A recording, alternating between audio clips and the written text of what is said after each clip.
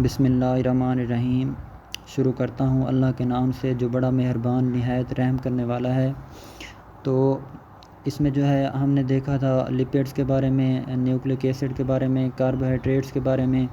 तो अब जो है हम स्टडी करेंगे कि डिफरेंट टाइप्स ऑफ कार्बोहाइड्रेट्स।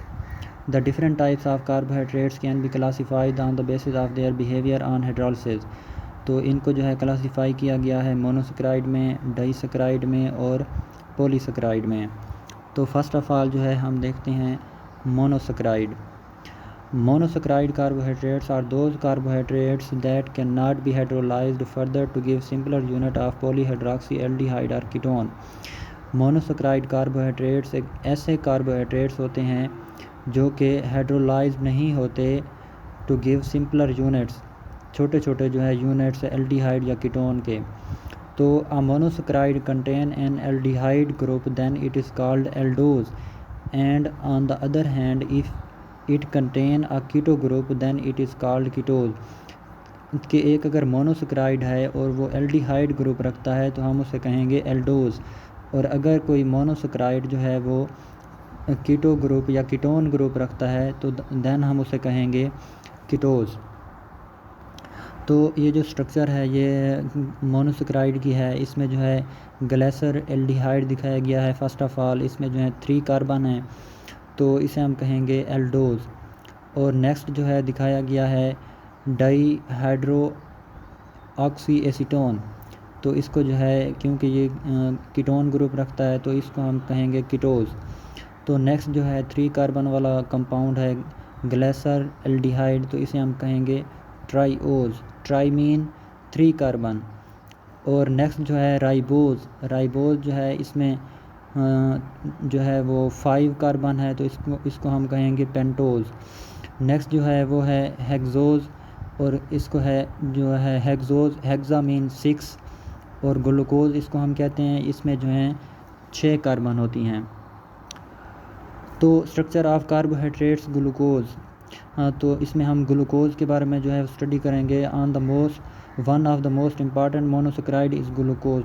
जो ग्लूकोज है ये एक मोस्ट इम्पॉर्टेंट मोनोसेक्राइड है। The 2 commonly used method for the preparation of glucose are from sucrose. If the sucrose is boiled with dilute acid in an alcoholic solution then we obtain glucose and fructose। कि अगर जो है sucrose को हम boil करें dilute acid में, तो dilute acid के साथ किस में अल्कोहलिक सॉल्यूशन में, तो क्या होगा, हमें जो है ग्लूकोज और फ्रक्टोज जो है वो हासिल होगा।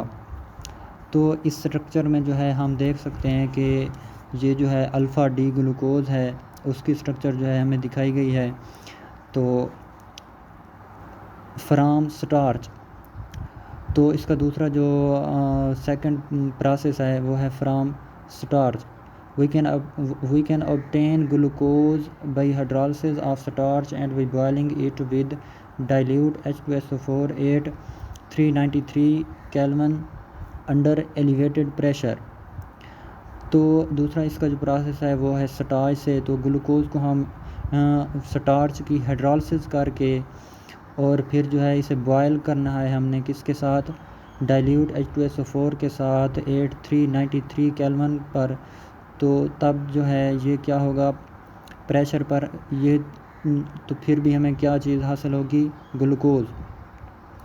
तो ग्लूकोज जो है is also called aldohexose and dextrose and is abundant on earth.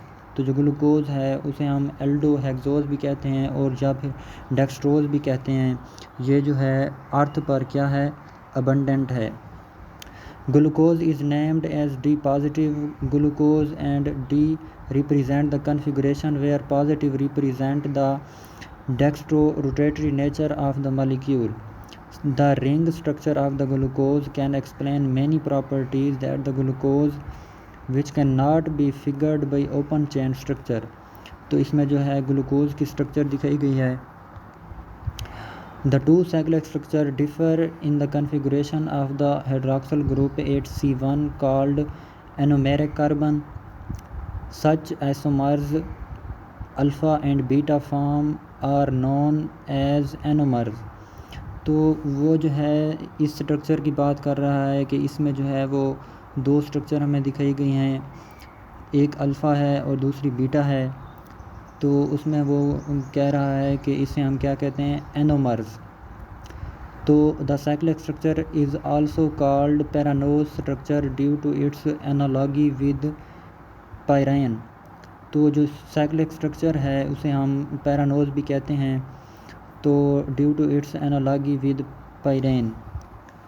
तो ये जो स्ट्रक्चर है, इस स्ट्रक्चर में हमें जो है डी ग्लूकोज दिखाया गया है, और नेक्स्ट जो है हमें डी मेनोज के बारे में उसकी जो है स्ट्रक्चर दिखाई गई है। तो बिलो इसके जो है वो हमें दिखाया गया है alpha D glucose, beta D glucose, alpha D mannose और बीटा डी मेनोज। इसमें जो है हमें ये दिखाया गया है कि मतलब जो OH ग्रुप हैं उनकी जो है कन्फिग्रेशन वो क्या हो जाती है, चेंज हो जाती है, तो फिर वो अल्फ़ा और बीटा में जो है वो कन्वर्ट हो जाते हैं।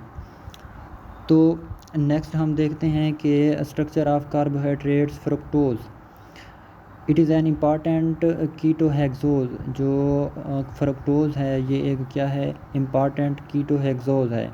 The molecular formula of fructose is C6H12O6 and contain ketonic functional group 8 carbon number 2 and has 6 carbon atom in a straight chain.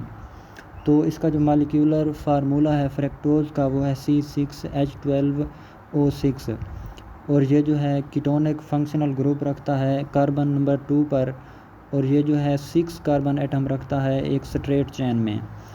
The ring member of fructose is in analogy to the compound furan and is named as furanose. तो जो ring number होता है fructose का, ये जो है analogy है compound furan का, तो हम इसे क्या कहते हैं, फ्यूरानोज। तो ये जो स्ट्रक्चर है ये है साइक्लिक स्ट्रक्चर ऑफ फ्रक्टोज। इसमें जो है दिखाया गया है अल्फ़ा डी फ्रक्टोज, और नेक्स्ट जो है इसमें है beta D fructose.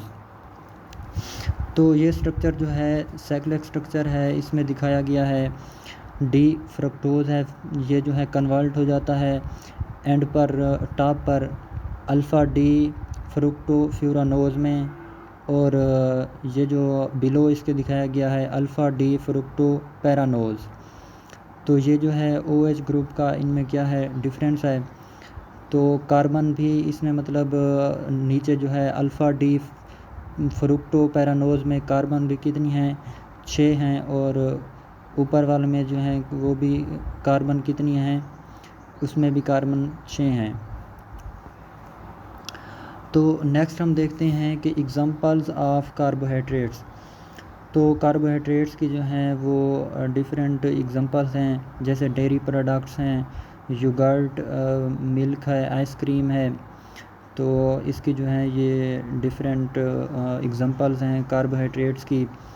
Dairy products जैसे दही होती है, दूध होता है, या फिर आइसक्रीम होती है। तो फ्रूट्स में जो है फ्रूट जूस और होल फ्रूट का जो जूस होता है, या फिर होल फ्रूट जो है ये इसकी एग्जांपल है कार्बोहाइड्रेट्स की। ग्रेन्स जैसे सीरियल होते हैं, ब्रेड, वीट, राइस, जैसे कि चावल होते हैं, गंदम होती है, या ब्रेड होती है, रोटी होती है। सीरियल जो होती हैं मतलब दालें जो होती हैं, इनमें क्या चीज़ मौजूद होते हैं, कार्बोहाइड्रेट्स। लेग्यूम्स, फलीदार जो मतलब होते हैं, फली वाले प्लांट जो फलियां पैदा करते हैं, जैसा कि प्लांट बेस्ड प्रोटीन। बीन्स जो प्लांट्स बेस्ड प्रोटीन्स होती हैं, जैसा कि बीन्स हो गए। और स्टार्ची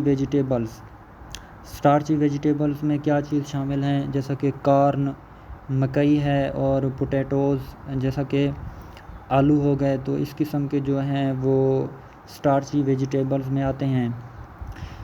तो thanks for watching this video and God bless you. So next जो है हम इसमें स्टडी करेंगे डाइसक्राइड। तो तब के लिए अल्लाह हाफिज़।